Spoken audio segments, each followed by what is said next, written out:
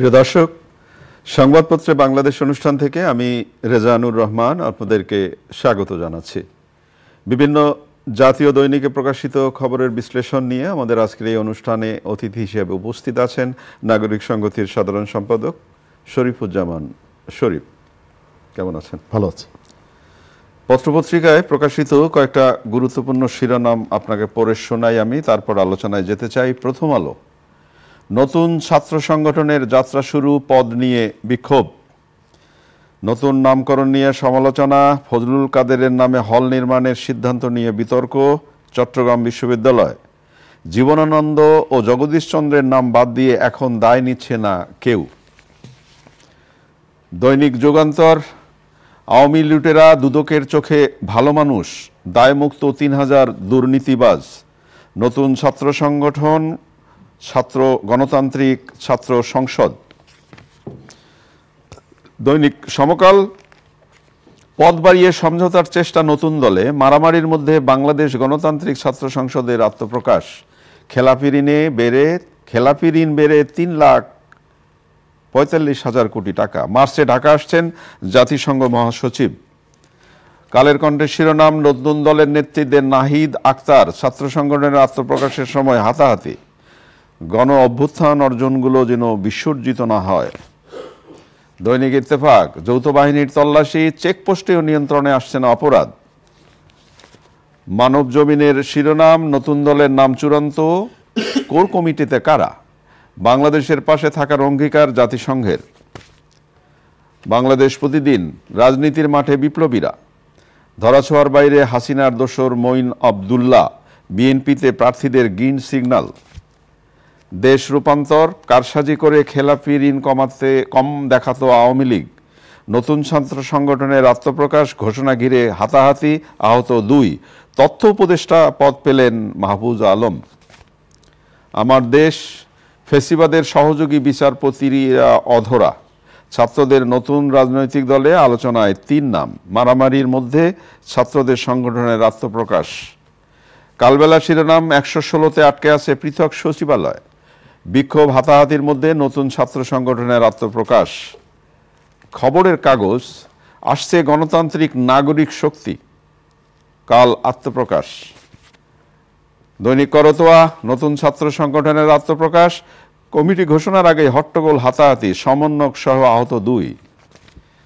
ইনকিলাব, হাতাহাতি দিয়েই পথ চলা শুরু, নতুন ছাত্র সংগঠনের আত্মপ্রকাশ। সেনাপ্রধানের বার্তা, টক অব দ্য কান্ট্রি। দৈনিক জনকণ্ঠ, ভোজ্য তেলের কৃত্রিম সংকট, 4 দিনের সফরে আসছেন জাতিসংঘ মহাসচিব গুতেরেস। শরীফ, অনেক খবর আছে, ছাত্রদের নিয়ে খবর আছে, কিন্তু তার আগে ভোজ্য তেল নিয়ে আমি একটু কথা বলতে চাই। এই যে পণ্যটি, এটি কি মানে কারসাজি তো আছেই, মানে হঠাৎ করে আলোচনার মধ্যে আসে, মানে মাসে হয়তো 2বার 3বার হঠাৎ করে আসে। এই যে এখন বলা হচ্ছে ভোজ্য তেলের কৃত্রিম সংকট, কেন? এখানে বলছে চাহিদা মিলছে না খুচরা বাজারে, আমদানিতে কয়েক হাজার কোটি টাকা শুল্ক কর সুবিধার প্রভাব নেই, এবং আন্তর্জাতিক বাজারেও কমেছে দাম। যদি আন্তর্জাতিক বাজারে দাম কমে থাকে, আবার শুল্ক করের সুবিধার প্রভাব নাই, হচ্ছে ঘিরে ভাই। ধন্যবাদ আপনাকে। প্রথম যে সংবাদটা দিয়ে শুরু করলেন, এই সংবাদটা অন্যান্য পত্রিকাগুলোতে খুব একটা জায়গা পায়নি। বাংলাদেশের কারণ আছে, তার কারণ আমরা রাজনীতি নিয়ে চলি, খাই দাই, ওই জায়গাটাই আসছি। বাংলাদেশের মানুষ রাজনীতি সচেতন, রাজনীতি নিয়ে তাদের আগ্রহ বেশি, এবং মানুষের জীবনের যে সংকটগুলো, সেই সংকটগুলো সে নিজে উপলব্ধি করে, কিন্তু সেটির প্রকাশ ঘটাতে চায় না। আপনি গত কয়েকদিন ধরে বাংলাদেশের সমস্ত মিডিয়া যে এমন কিছু একটা ঘটনা ঘটতে যাচ্ছে, একটা রাজনৈতিক দলের জন্ম হতে যাচ্ছে, তার মানে হচ্ছে যে বাংলাদেশে মনে হয় কোনো রাজনৈতিক দল নেই, একদম নতুন একটা রাজনৈতিক দল গঠিত হতে যাচ্ছে, নতুন বন্দোবস্ত। এবং এর ভেতর থেকে মানুষের জীবনের রিয়েল যে ইস্যুগুলো, সেই ইস্যুগুলোকে কখনো পরিকল্পিতভাবে, কখনো অন্যদের দ্বারা প্ররোচিত হয়ে এই জায়গাগুলোতে মানুষের দৃষ্টির আড়ালে নিয়ে যাওয়া হয়। আমি তো মনে করি বাংলাদেশের এই সময়কালের সব থেকে বেশি আলোচনায় থাকার কথা, শিক্ষার্থীদের হাতে আপনি বই দিতে পারেননি। তারা বই ছাড়া 40 দিনের ছুটিতে যাচ্ছে শিক্ষা প্রতিষ্ঠানগুলো কালকে। কি মজা! অর্থাৎ এই 40 দিন তাদেরকে পড়তে হবে না, তারা চাইলেও পড়ার সুযোগটা পাবেন না, যদিও সরকার একটা তরিকা বাতলে দিয়েছে যে আপনারা ডাউনলোড করেন, তারপরে এটিকে এই ডাউনলোডটা কোথা থেকে? এগুলো হচ্ছে উর্বর মস্তিষ্ক থেকে আপনার কোনো দায় দায়িত্বহীন কতগুলো বক্তব্য দিয়ে দেওয়া। আমি যেহেতু একটা পজিশন হোল্ড করি, সুতরাং আমাকে তো কিছু একটা বলতে হবে, এই বলার জায়গা থেকে এই কাজগুলো, এই বক্তব্যগুলো নিয়ে আসে।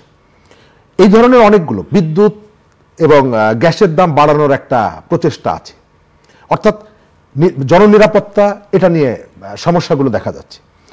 প্রান্তিক মানুষের দ্রব্যমূল্য রোজাকে সামনে রেখে সিন্ডিকেট, এই যে প্রচেষ্টাগুলো দেখেন, এগুলো একেবারে পরিকল্পিত। সরকার চাইলে এদেরকে দমন করতে পারে, কিন্তু সরকারের ফিলোসফিটা কি, আপনার স্টেট ফিলোসফিটা কি? স্টেট ফিলোসফিটা হচ্ছে এই ধরনের ব্যবস্থাকে প্রমোট করা। আমি আমার জায়গা থেকে একেবারে চোখ থেকে আমি দেখাতে পারি। কেন?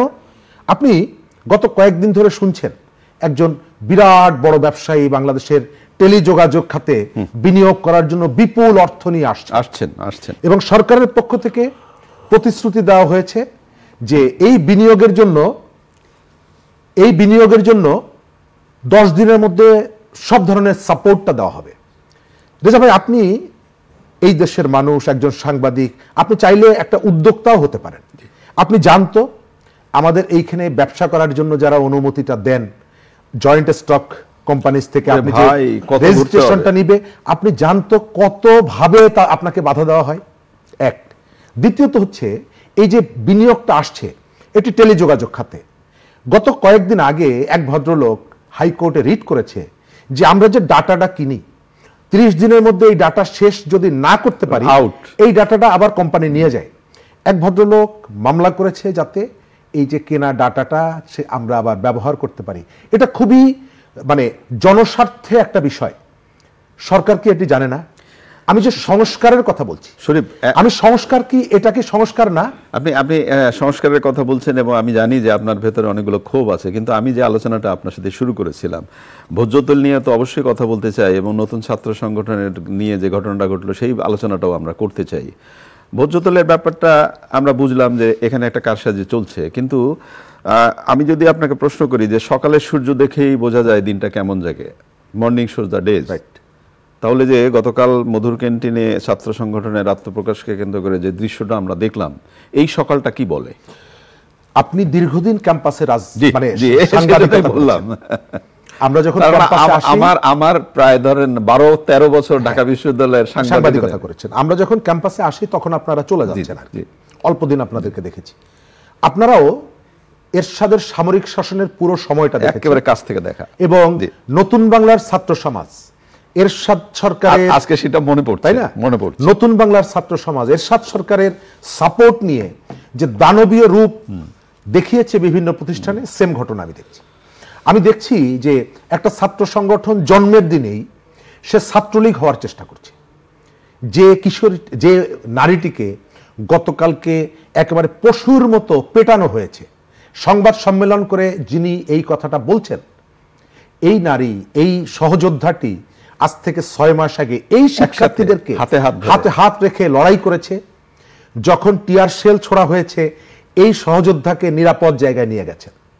অথচ গতকালকে, এখন আপনি বলতে পারেন নতুন একটা সংগঠন, ওরা রাজনীতি বলতে না। গতকালকে আমি একটা টেলিভিশনে ছিলাম, একজন আলোচক বারবার বলছিলেন যে ওরা নতুন। তো একজন নারীকে পেটানো যায় না, এটা নতুন পুরনোর বিষয় না, এটি হচ্ছে আপনার শক্তি। আপনি শক্তিটা দেখাচ্ছেন, মেজরিটি। আমি ঢাকা বিশ্ববিদ্যালয়ে পড়ি, তোমরা ঢাকা বিশ্ববিদ্যালয়ে এসেছো, তোমাদেরকে পেটানোর ক্ষমতা আমার আছে।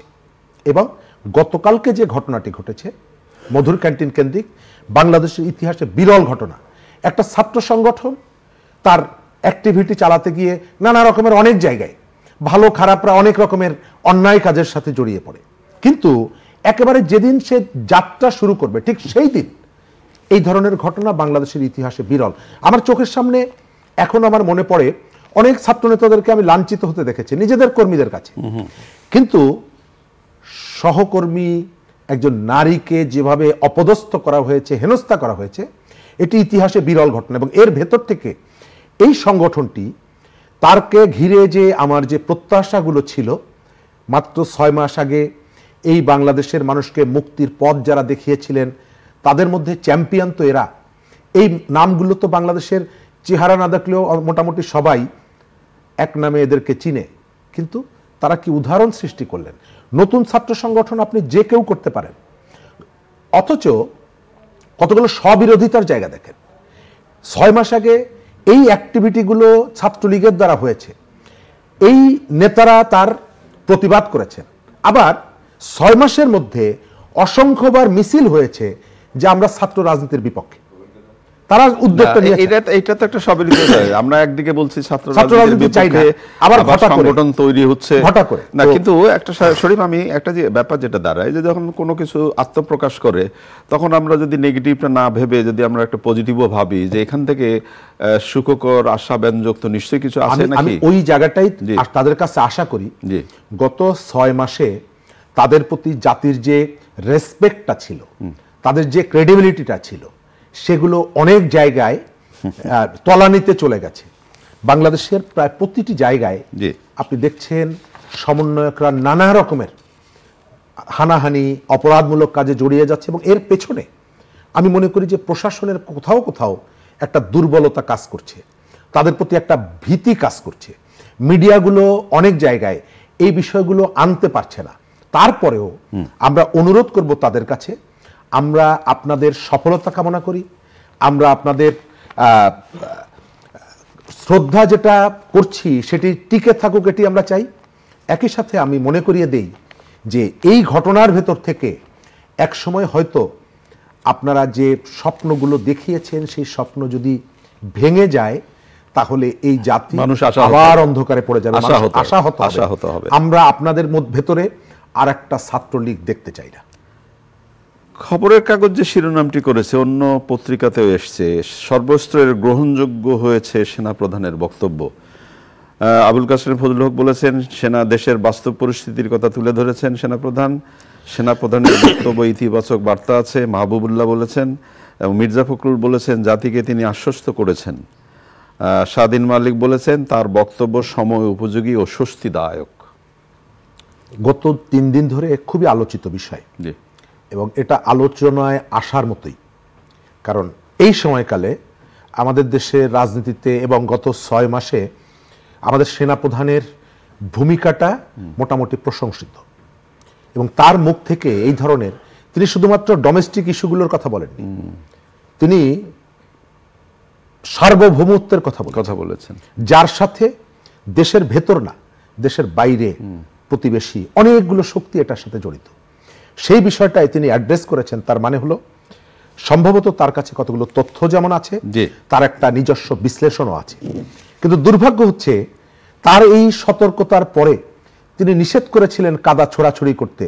আপনি গতকালকেই দেখলেন সেই বিপ্লবের শক্তি কাদা ছোড়াছড়ি না, হাত পা ছোড়াছড়ি করছে নিজেদের মধ্যে। সুতরাং তার যে মেসেজটা, সেই মেসেজটা আমরা এখন পর্যন্ত ওন করছি না, ধারণ করছি না।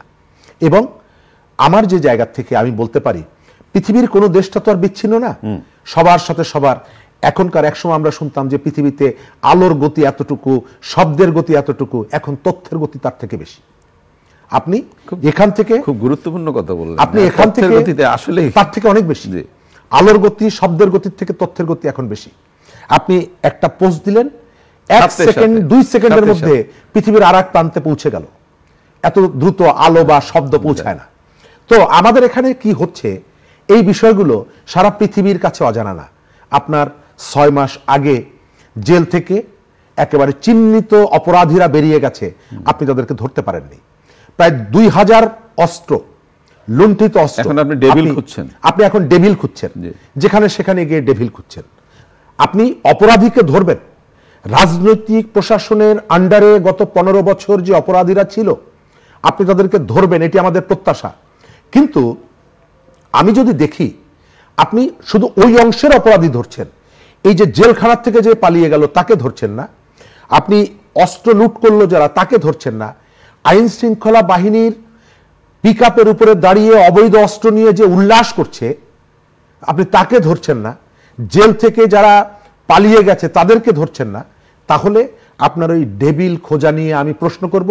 একইভাবে আপনি যদি শুধু তাদেরকে ধরেন, আর জুলাই আগস্ট মাসে যারা শহরে শহরে পুলিশ প্রশাসনের প্রোটেকশনে রাজনৈতিক দলের ছত্রছায়ায় রক্ত ঝরালো তাদেরকে যদি না ধরেন, আমি সেটা নিয়েও প্রশ্ন করব। আমি দেখতে চাই আপনি অপরাধীকে ধরছেন তার কোনো রাজনৈতিক পরিচয় ছাড়া। কিন্তু এখন পর্যন্ত যেটা দেখা যাচ্ছে, ওই যে কথাটা বললাম যে রাজনৈতিক ডেভিলদেরকে আপনি ধরছেন, কেউকে রাজনৈতিক ডেভিল পরিচয় দিয়ে ধরছেন, আবার একটা বিরাট অংশ আপনার ধরা ছোঁয়ার বাইরে চলে যাচ্ছে। এই যে তথ্যটি, এই তথ্যটি সারা পৃথিবীর কাছে আলোর থেকে, শব্দের থেকে আরো দ্রুত পৌঁছাচ্ছে বলে তাদের এই রিয়াকশনগুলো, এবং এটা ক্ষতিকর, অবশ্যই ক্ষতিকর। ডক্টর ইউনূসের চলমান প্রক্রিয়ার প্রতি সমর্থন পুনর্ব্যক্ত করেছেন জাতিসংঘের মহাসচিব, এবং তিনি বাংলাদেশে আসছেন। এই জায়গাটায় বিশ্বের কে কোথায় কিভাবে সমর্থনটা জানায়, যে বললাম গতকালকে একটা টেলিভিশনে ছিলাম, তো আমরা এখানে শেখ হাসিনাকে ফ্যাসিস্ট হয়ে ওঠার পেছনে অনেকের ভূমিকার কথা আলোচনা করি। আপনার মনে থাকার কথা, 18 সালের রাতের যে নির্বাচনটি হয়েছিল, সেই নির্বাচনের পরে তৃতীয়বারের মতন প্রধানমন্ত্রী হয় শেখ হাসিনাকে সবার আগে চীনের রাষ্ট্রদূত গিয়ে ফুলের তোড়া দিয়ে অভিনন্দন জানিয়েছিলেন। এবং গত গণ অভ্যুত্থানে সরকারের প্রতি তার সমর্থনটা ছিল। গত 6 মাসে আমাদের এখানকার বিএনপি, জামাত ইসলাম, বাম, অন্যান্য যারা আছে, গণ অধিকার, যাদেরকেই পাচ্ছে প্রতি মাসে সেই চীন তার জাহাজ ভরে তাদের দেশে নিয়ে যাচ্ছে, এবং এই সরকারের কর্মকাণ্ডে তারা সহযোগিতা করার প্রতিশ্রুতি ব্যক্ত করছে। এই জাতিসংঘ, এই আমেরিকা, তারাও কিন্তু শেখ হাসিনাকে সমর্থন ব্যক্ত করেছিল, একসাথে কাজ করার কথা বলেছিলেন। তারা কখন কার সাথে একসাথে কাজ করতে চান এটা নিয়ে যথেষ্ট তর্ক বিতর্ক হতে পারে। তবে আমি মনে করি যে আমাদের যে প্রধান উপদেষ্টা, তার একটা ব্যক্তিগত ক্যারিশমা, ব্যক্তিগত ইমেজ আছে, অনেকের সাথে তার একটা ব্যক্তিগত সম্পর্ক আছে। এই বেনিফিটটা আমরা এখন পর্যন্ত নিতে পারিনি। আমি আবার বলছি, এই বেনিফিটটা আমরা এখন পর্যন্ত নিতে পারিনি। অনেকগুলো জায়গার সাথে আমরা যেটা আগে বলতাম যে ডক্টর ইউনূসকে দায়িত্ব না দেওয়ার কারণে তিনি দেশের জন্য কাজ করতে পারছেন, এখন তিনি মূল দায়িত্বে। গত কয়েকদিন আগে দেখলাম আমিরাতের কাছে তিনি বলেছেন যে আমাদের এখান থেকে শ্রমিক নিতে হবে। আমাদের মালয়েশিয়ার যে শ্রমিকদের একটা বিরাট অংশ, প্রায় কয়েক হাজার শ্রমিক বাংলাদেশে আটকা পড়ে আছে বিমানের টিকিট সংক্রান্ত জটিলতা, যেতে পারেননি। আমি মনে করিয়ে দেই আপনাকে, আমাদের ডক্টর মোহাম্মদ ইউনূস তিনি প্রধান উপদেষ্টার দায়িত্ব নেওয়ার পর বাংলাদেশের বিদেশি যে মেহমানরা এসেছিলেন, রাষ্ট্রপ্রধান, সরকার প্রধানরা এসেছিলেন, তার প্রথম হচ্ছেন মালয়েশিয়ার প্রধানমন্ত্রী। সেপ্টেম্বর মাসের সম্ভবত 2 তারিখে ডক্টর ইউনূসকে অভিনন্দন জানানোর জন্য অল্প সময়ের জন্য এসেছিলেন। তখন তিনি কিন্তু প্রতিশ্রুতি দিয়েছিলেন যে এই সংকটটা আমরা সমাধান করব। এখন পর্যন্ত সেটি কিন্তু সমাধান করতে পারেননি। ফলে একটা সময় গিয়ে আমরা যারা বলতাম যে এই ধরনের ইমেজটাকে আমরা ব্যবহার করতে পারছি না, আমরাই কিন্তু হয়তো ঘুরিয়ে বলবো যে তিনি এই জায়গাটা, আমি মনে করি যে সেটি যেন না হয়। এবং এই যে জাতিসংঘের মহাসচিব গত কয়েকদিন আগে গণহত্যা নিয়ে যে তদন্ত রিপোর্টটি বেরিয়েছে, এটি আমি মনে করি যে হত্যাকাণ্ডের বিচারের ক্ষেত্রে একটা বিরাট ভূমিকা রাখবে, আন্তর্জাতিক জনমত গঠনের ক্ষেত্রে বিরাট ভূমিকা রাখবে। তবে শুধুমাত্র এই হত্যাকাণ্ডের বিচারের ভেতর থেকে একজন সরকার প্রধানের সমস্ত দায়িত্ব শেষ হয়ে যায়, এটি কিন্তু আমি আবার মনে করি না। আমি মনে করি আপনি যে ইকোনমিতে, আপনি সামাজিক জীবনে, নিরাপত্তার ক্ষেত্রে যদি কোন রকমের ভূমিকা না রাখতে পারেন, শুধুমাত্র একটা সাইডের ক্ষেত্রে যদি ভূমিকা, তাহলে কাজের কাজ কিছুই হবে না। অনেক অনেক ধন্যবাদ আপনাকে। প্রিয় দর্শক, আমরা যে বিষয়গুলো নিয়ে কথা বললাম, আমাদের অতিথি যে বিষয়গুলো নিয়ে মন্তব্য করলেন, নিশ্চয়ই আপনারা শুনলেন, একটু ভেবে দেখবার বিষয়। ভালো থাকবেন, আগামীকাল নিশ্চয়ই এই সময় আবার কথা হবে। খোদা হাফেজ।